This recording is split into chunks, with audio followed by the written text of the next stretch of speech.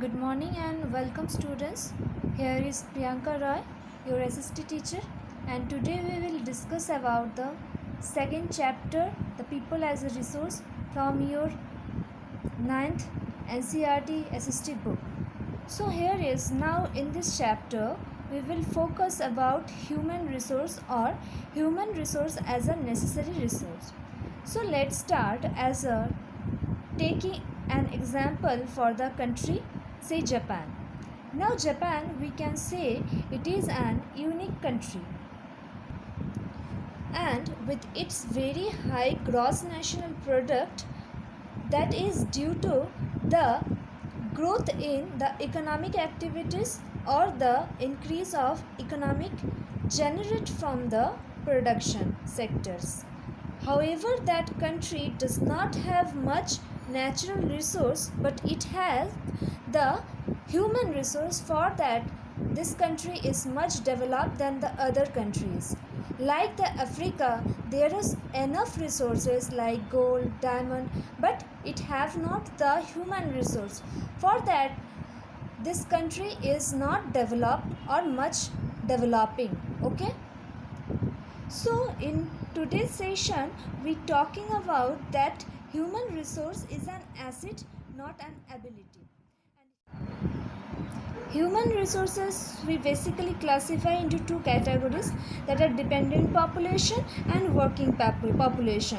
Dependent population are consist children and old age group like less than of 15 years and greater than 64 years old, and the working population consists from the 15 years of old age group and to 64 years old age group. Here the developing country like India is normally based on the working population. The working population can definitely increase on the skill and productivity, and the productivity also increase the development of any country, and it also increase the GNP, gross national products.